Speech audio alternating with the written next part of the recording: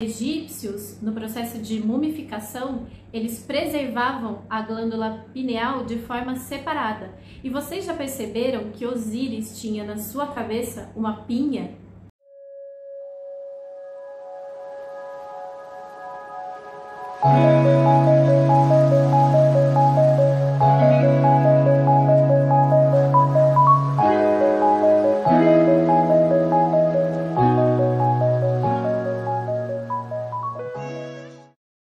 Olá pessoal, tudo bom? Bem-vindos a mais um vídeo. Meu nome é Paula Ribeiro Sanches, eu sou psicóloga e hoje eu vou pedir para você parar tudo que você está fazendo para assistir o tema do vídeo de hoje. Hoje a gente vai falar sobre a glândula pineal.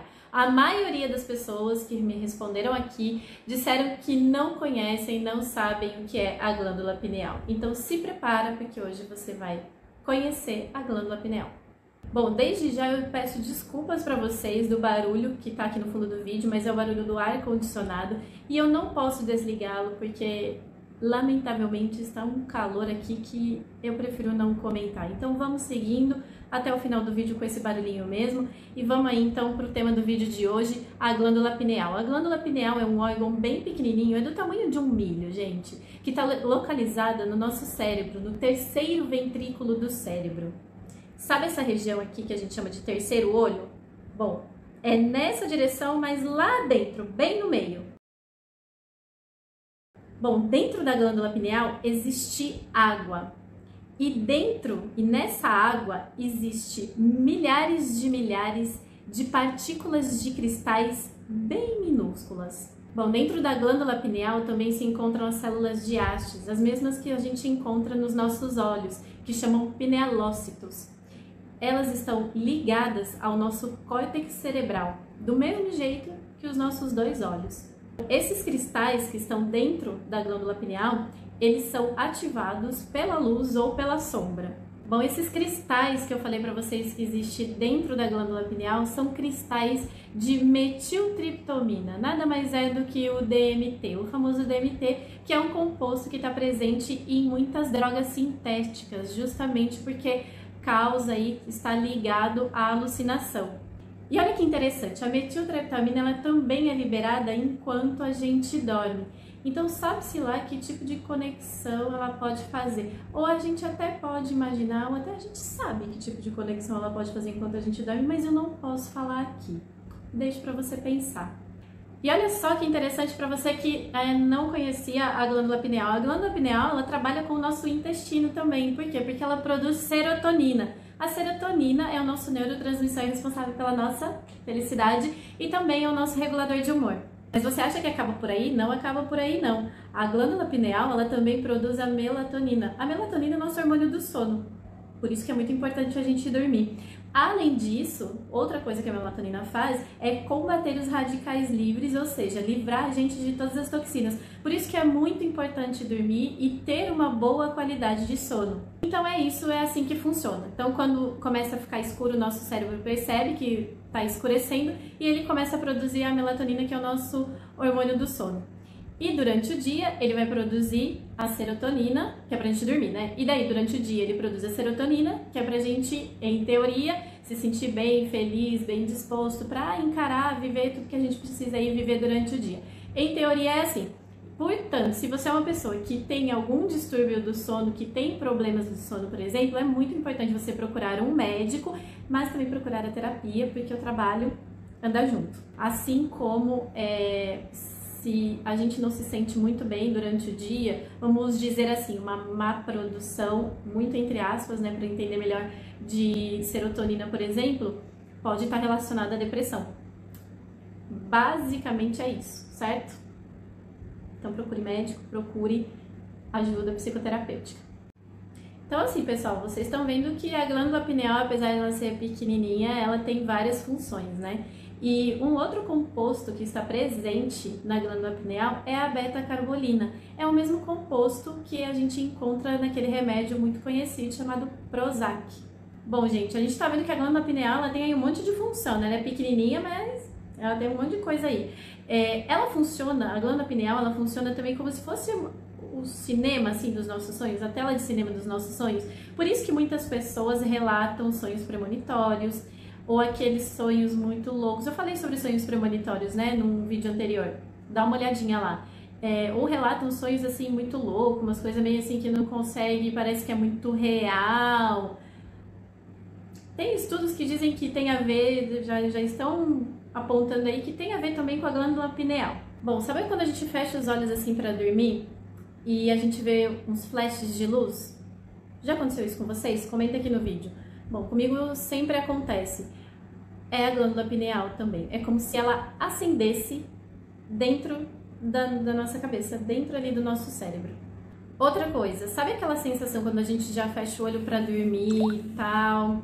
E aí a gente tem uma sensação estranha, parece que alguma coisa está acontecendo, parece que tem alguma coisa ali, a gente não entende muito bem. Já sentiram isso? Bom, também está relacionado com a glândula pineal. Por quê? Porque nesse momento a glândula pineal está num nível muito alto de atividade. E essa questão dos sonhos eu acho muito interessante. Como eu disse em outro vídeo, eu acho que a ciência ainda tem muita coisa aí para desvendar a respeito dos sonhos. Mas é interessante como parece que a gente cria a habilidade, né, durante o sono, durante o sonho, a habilidade de ver as coisas com esses olhos que são os olhos da mente. Agora presta atenção no que eu vou dizer para vocês. Para aquelas pessoas que acreditam ou para aquelas pessoas que já relataram uma experiência de projeção astral, certo? Essas pessoas relatam que elas conseguem projetar o que elas veem, seja lá onde elas estão, para onde elas vão, através desse olho da mente, ou seja, através da glândula pineal, elas conseguem projetar toda a imagem do lugar que elas estão, da onde elas foram, para onde elas foram, seja lá para onde essas pessoas vão. Entenderam? Uma coisa que eu esqueci de comentar com vocês, mas eu vou comentar agora. A glândula pineal, como eu disse, ela tem o tamanho mais ou menos de um milho, só que ela tem um formato de uma pinha, por isso que chama glândula pineal. E aí vocês vão entender que interessantes dados históricos eu vou trazer aqui para vocês. Vocês sabiam, por exemplo, que lá no Egito, os povos egípcios, eles tinham adoração pela glândula pineal. Para eles, a glândula pineal era sinônimo de poder, de sabedoria e de contato com o sobrenatural. Se você observar, por exemplo, o olho de Horus, que é aquele símbolo egípcio, você vai perceber que é a representação da glândula pineal. Os egípcios, no processo de mumificação, eles preservavam a glândula pineal de forma separada. E vocês já perceberam que Osíris tinha na sua cabeça uma pinha? E pessoal, não foram só os povos egípcios que fizeram muita referência à pinha, não. Outros povos antigos também faziam muita referência à pinha. Por exemplo, os sumérios, os povos gregos, tribos mexicanas, os assírios, até mesmo o Vaticano faz muita referência à pinha. Também na cultura hindu, a pineal é representada pelo sexto chakra, que é o chakra da intuição, que é representado pela cor roxa. Bom, no Brasil, e acho que aqui na Argentina também, né, as pessoas conhecem mais a glândula pineal como o terceiro olho. Tem até pessoas que colocam aquele pontinho de luz, né, bem aqui assim, para quem acredita. Se vocês não sabem, recentemente cientistas descobriram que o tecido da glândula pineal é semelhante ao tecido da retina dos nossos olhos.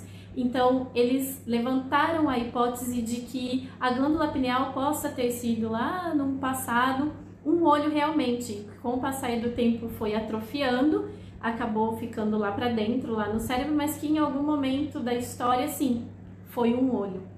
Uma hipótese.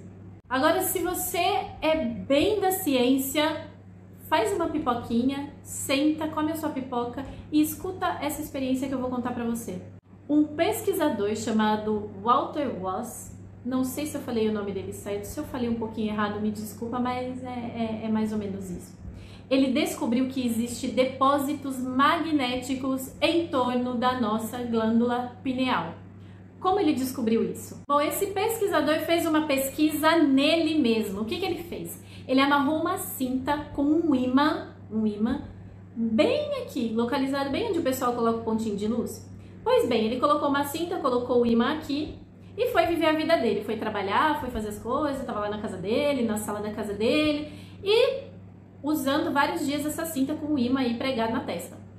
Aí veio um dia, ele viu tipo um vulto. E ele, opa, e gente, lembrando, ele é um cientista, tá? Tipo, cético. Viu um vulto. Passou outro dia, via vulto. E aquele vulto foi ficando cada vez mais nítido para ele. Até que ele percebeu que era tipo um vulto assim de uma mulher. E ele foi achando aquilo estranho. Até que um dia, quando ele se deu conta, ele estava num lugar totalmente diferente da casa dele, da sala da casa dele, onde ele pensou que ele estava. Ele estava num lugar com um campo verde, cheio de colina, com água, e essa mulher transitando e vivendo normalmente a vida dela. Ela estava ali, vivendo a vida dela, naquele lugar. Ele se deu conta, ele percebeu que ele estava numa outra dimensão onde morava essa mulher, onde essa mulher vivia. Então ele, como um homem da ciência, foi perguntar para a ciência se aquele imã que ele tinha usado na cabeça durante vários dias podia ter provocado uma alteração magnética na cabeça dele que fizesse que a glândula pineal percebesse o mundo de forma diferente. E a resposta, meus amigos, foi que, de alguma forma, este cientista alterou a função da glândula pineal dele através do magnetismo. E aí, a partir dessa pesquisa que este homem fez, ele possibilitou diversas novas pesquisas que existem até hoje para provar que a nossa mente está diretamente conectada ao campo magnético da Terra, assim como vários outros animais que habitam este planeta também estão diretamente conectados com os campos magnéticos do nosso planeta. Atopeiros, pássaros migratórios, até mesmo seu cachorro, seu baby de estimação, cachorrinho, também está conectado diretamente ao campo magnético da Terra. Então, por que nós não estaríamos? Essa é a questão que a ciência quer provar e, pelo que eu entendi, já provou. Que nós, enquanto animais, habitantes desse planeta, também estamos diretamente conectados aos campos magnéticos do planeta. O que fica evidente para mim é que a gente ainda não utiliza toda a capacidade da nossa glândula pineal. Talvez a gente vai descobrir muitas coisas ainda sobre isso. Ou talvez a gente já saiba, e eu sugiro que vocês assistam o meu vídeo sobre os povos sumérios. Muitas pessoas estão abrindo mais a mente, se abrindo mais para um conhecimento mais profundo. E lembrando, gente, que esse conhecimento mental ele foi passado pra gente. Os povos antigos passaram toda essa informação pra gente. Não só os egípcios, os sumérios, os gregos, os assírios, todos esses povos. O que aconteceu é que, com o passar do tempo, por uma necessidade política e de poder, esse conhecimento nos foi tirado.